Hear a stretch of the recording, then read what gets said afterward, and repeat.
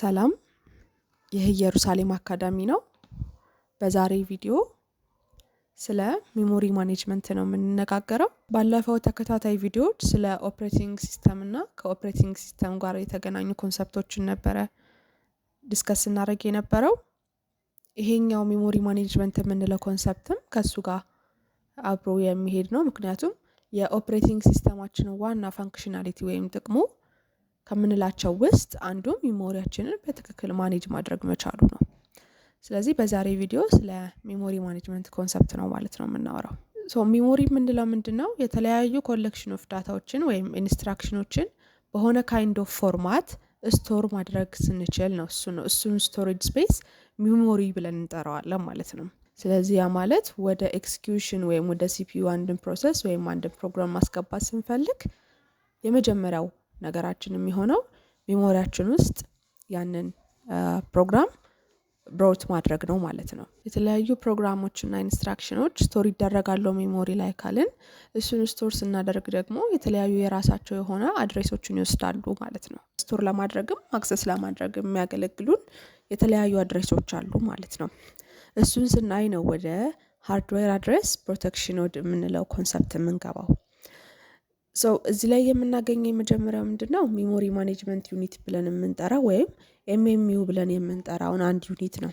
ሎኬት የሚያደርገው በሲፒዩ ቦርዳችን ውስጥ ሊሆን ይችላል ወይም ደግሞ ያው ሰፐሬትድ ሰርኪዩታችን ውስጥም ሊሆን ይችላል። እሱ ዩኒት ምንድነው የሚያደርግልን? ቤዝ እና ሊሚት የሚባሉ ሁለት ሬጂስተሮችን ይዞ የሜሞሪ ፕሮቴክሽንን የሚሰጥልን ነው ሜሞሪ ማኔጅመንት ዩኒት ብለን የምንጠራው። እያንዳንዳቸው ፕሮሰሶቹ ወይም ስቶር የተደረጉት በሙሉ በአድሬስ ስፔሳችን ባውንድ ውስጥ መሆናቸውን ቼክ ለማድረግ የሚያገለግለን ሜሞሪ ማኔጅመንት ዩኒት ብለን እንጠራዋለን ማለት ነው። እሱን ለማድረግ ሁለት አይነት አድሬስ ስፔሶች አሉ።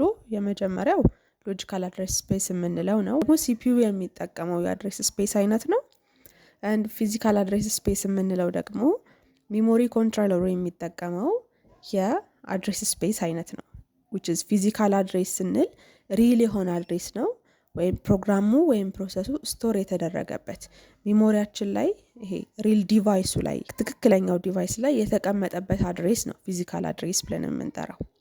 ነገር ግን ሎጂካል አድሬስ ስፔስ ስንል ግን ሲፒዩ ፕሮሰሱን ኤክስኪዩት ለማድረግ ወይም ደግሞ አክሰስ ለማድረግ በኤክስኪዩሽን ሰዓት ላይ የሚጠቀመውን አድሬስ ደግሞ ሎጂካል አድሬስ ስፔስ ወይም ደግሞ ቨርቹዋል አድሬስ ብለን የምንጠራው ማለት ነው። ስለዚህ በእነዚህ በሁለቱ መካከል ያለውን ትራንስሌሽን ፕሮቴክሽንን ፕሮቫይድ በማድረግ ትራንስሌት እንዲሆን የሚያደርግልን ሜሞሪ ማኔጅመንት ዩኒት ብለን እንጠራዋለን ማለት ነው።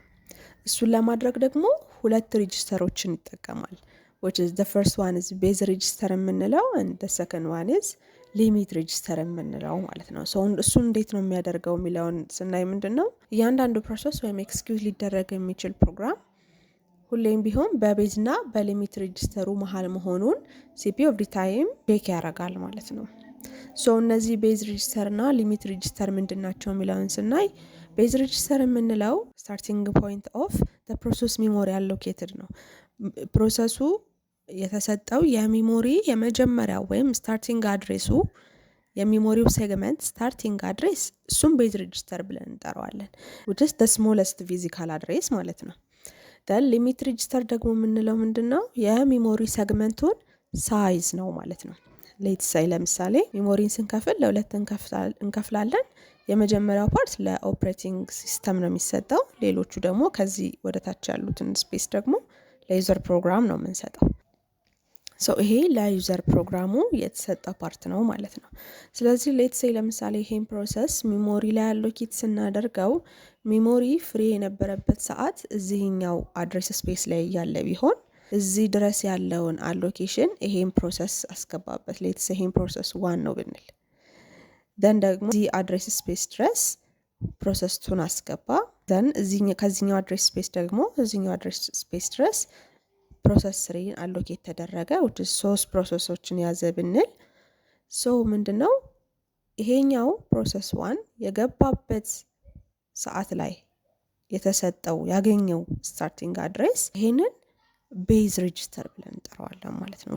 ቤዝ ብለን እንጠራዋለን። ያ ማለት መጀመሪያ የተገኘው ስታርቲንግ አድሬስ ማለት ነው። ስለዚህ ለፕሮሰስ 1 ቤዝ ሬጂስተሩ ማን ነው ብንል ይሄኛው ነው ማለት ነው የሚሆነው 256,000 የሚለው አድሬስ ስፔስ እንደ ቤዝ ሬጂስተር እንወስደዋለን። ዘን ለፕሮሰስ ዋን ደግሞ ሊሚት ሬጂስተሩ ምንድነው ስንል ምንድነው ይሄኛው ፕሮሰስ የገባበት ዘን ይሄኛው ፕሮሰስ ጨርሶ ሲወጣ ደግሞ ያለው አድሬስ ስፔስ አለ የስ ሶ በዚህ መሃል የምናገኘው ይሄ ፕሮሰስ የተመደበለት የሚሞሪ መጠን ነው። እሱን ደግሞ ሊሚት ሬጂስተር ብለን እንጠራዋለን ማለት ነው። ስለዚህ እነዚህን ይዞ ሚሞሪ ማኔጅመንት ዩኒታችን ምን ያደርጋል ማለት ነው ለሃርድዌር ፕሮቴክሽን ይሰጥልናል ማለት ነው። እሱን እንዴት ነው የሚያደርገው ስንል የሚሰጠው አድሬስ ወይም ፕሮሰሱ ያለበት ያገኘው አድሬስ ከቤዝ ሬጂስተሩ ግሬተር ዛን ኦር ኢኳል ቱ ከሆነ ብለን እንወስዳለን። ሌትስ ሴይ ለምሳሌ እዚህ ጋር 340 የሚል ነው አይደለ ቤዝ አድሬሱ ያ ማለት እዚህ ውስጥ ነው ፕሮሰሱ አለ ማለት ከዚህ በሚበልጥ ቁጥር ነው ያለው እዚህ ውስጥ ማለት ነው። ሊሚቱ ደግሞ ይሄ ነው ማለት ይሄ ፕሮሰስ ከዚህ በሚያንስ አድሬስ ነው ማለት ነው እዚህ ውስጥ የተቀመጠው። የስ ከሆነ ወደ ሌላኛው ኮንዲሽን እንሄዳለን። ነገር ግን ከዚህ የሚያንስ ከሆነ ለምሳሌ ይሄ ፕሮሰስ ከዚህ የሚያንስ ከሆነ አውት ኦፍ ባውንድ ነው የተቀመጠው ማለት ነው። ስለዚህ አድሬስ ኢረር ነው ማለት ነው። ከዛ ውጪ ግን ይሄኛው የስ ከሆነ እንደገና ወደ ቤዝ ፕላስ ሊሚቱ እንመጣለን ማለት ነው። እዚህኛው ያለው ቤዛችን አለ ደን ሊሚታችን ደግሞ በዚህ መሃል ያለው ነው። እሱ ደግሞ ስንት ነው የሚሆነው 120,900 ነው የሚሆነው የስ ደን ቤዛችን ላይ 120,900ን ስንደምር 420,940 እናገኛለን። ይሄኛው ከሆነ ከዚህ ደግሞ ምን ሊሆን ይገባዋል ሊያንስ ይገባዋል ይሄ ፕሮሰስ በዚህ ባውንድ ውስጥ እስከተቀመጠ ድረስ እና የስ ከሆነ በትክክል ወደ ሚሞሪ አሎኬት እናደርጋለን ማለት ነው። እዚህ ሊሚት ውስጥ ካልሆነ ሳውን ከዚህ የሚበልጥ ከሆነ ደግሞ ስቲል አድሬሲንግ ኢረር ላይ ነው ወደዚህኛው እየመጣ ነው የሚመጣው በትክክል ባውንድ ውስጥ አይደለም። ስለዚህ እሱን ሚሞሪ ማኔጅመንት ዩኒታችን ሃርድዌር ፕሮቴክሽን እንድናገኝ ትራንስሌሽኑን በትክክል በመስራት ሁለቱን ሬጂስተሮች በመጠቀም ፕሮቴክሽኑን ይሰጥልናል ማለት ነው። ስለ ፕሮሰስ አድሬስ ስፔስ ደግሞ ስናወራ 3 አይነት አድሬሶችን እናያለን። ፕሮግራም ሚሞሪ ላይ አሎኬት ከመሆኑ በፊትና ከሆነ በኋላ ማለት ነው። ሲምቦሊክ አድሬስ የምንላቸው ሶርስ ኮዳችን ላይ የምንጠቀማቸው ለምሳሌ ቫሪያብል ኔሞቻችን ሊሆኑ ይችላሉ፣ ኮንስታንቶቻችን ሊሆኑ ይችላሉ እንደዚህ እዛው ሶርስ ኮዳችን ላይ ማለት ነው። ስለዚህ እነሱ ካይንድ ኦፍ አድሬሶች ሲምቦሊክ አድሬስ ብለን እንጠራቸዋለን። ሪሌቲቭ አድሬስ የምንላቸው ደግሞ በኮምፓይሌሽን ጊዜ እነዚህን ሲምቦሊክ አድሬሶች ወደ ሪሌቲቭ አድሬሶች ኮንቨርት ይደረጋሉ። እነሱ ደግሞ ፊክስድ የሆነ ኤግዛክትሊ ሎኬሽኑን ሳይሆን ነገር ግን ከቤዝ አድሬሳችን በምን ያህል ርቀት ላይ እንደተቀመጡ የሚነግሩን አድሬሶች ናቸው። ሌትስ ሴይ ለምሳሌ ከ340 እስከ 420,940 ድረስ ይሄ ፕሮሰስ ሎኬት የተደረገለት ነው። ከ340 እስከ 344 ላይ አንድ ኢኒሻላይዜሽን ኢንት የምንላትን አስቀምጠን ቢሆን በዚህ ፕሮሰስ ውስጥ ሌትስ ሴይ ስለዚህ ከዚህ ከ40 እስከ 44 ያለችው እቺ አራቷ ቤዝ አድሬሷ ያለውን ዲስታንስ እሷን ነው ኦፍሴት ብለን ወይም ሪሌቲቭ አድሬስ ብለን የምንጠራት ማለት ነው። ወደ ፊዚካል አድሬስ ደግሞ ስንመጣ በትክክል ፕሮግራሙ ሪል የሆነ ዲቫይሱ ላይ ሎድ የተደረገበት አድሬስ ነው ማለት ነው። ሌትስ ሴይ ለምሳሌ አንድ ሶርስ ኮድ ሲኖረን መጀመሪያ ምንድነው የሚያደርገው ኮምፓይል ሲደረግ ወደ ተለያዩ ካይንድ ኦፍ ፋይሎች ይቀየራል። ደን አሴምብለር ያገኘውና አሴምብሊ ሲደረግ ወደ ቢን ሊንከር ያገኘዋል .exe ወይም ኤክስኪዩቴብል ፋይል ላይ ይደርሳል። ደን ሎድ ይደረጋል ያ ማለት ፊዚካል አድሬስ ይሰጠውና ሜሞሪ ላይ ይገባል ማለት ነው። እነዚህን ፕሮሰሶች በሚያልፈበት ሰዓት ላይ 3 ዲፈረንት ስቴጆችን ያልፋል። ኮምፓይሌሽንን ሲያልፍ እና ወደ ኦብጀክት ፋይል ሲቀየር ኮምፓይል ታይም ብለን እንጠራዋለን። ደን እሱ ደግሞ እንደገና ከሊንከር እስከ ሎደር ድረስ ያለውን ኤክስኪዩቴብል ፋይል ወይም .exe ድረስ ሲቀየር ደግሞ ሎድ ታይም ብለን እንጠራዋለን። በእነዚህ ስቴጆች በሙሉ የተለያየ አይነት አድሬሶችን ባይንድ ሊያደርግ ይችላል ማለት ነው። በኮምፓይል ታይም ላይ አብሶሉት ኮድ ነው ጄኔሬት የሚደረገው። በሎድ ታይም ላይ ደግሞ ሪሎኬቴብል አድሬሶች፣ ኤክስኪዩት ታይም ላይ ደግሞ ሎጂካል አድሬስ ብለን የምንጠራው የአድሬስ ስፔሲንግ ይመጣል ማለት ነው። ሎጂካል አድሬስ የምንለው እንዳልኳችሁ ሲፒዩ አንድን ፕሮግራም ኤክስኪዩት ማድረግ ሲጀምር ወይም ፕሮግራሙ ፕሮሰስ መሆን ሲጀምር በሲፒዩ ጄኔሬት የሚደረግ አድሬስ ነው።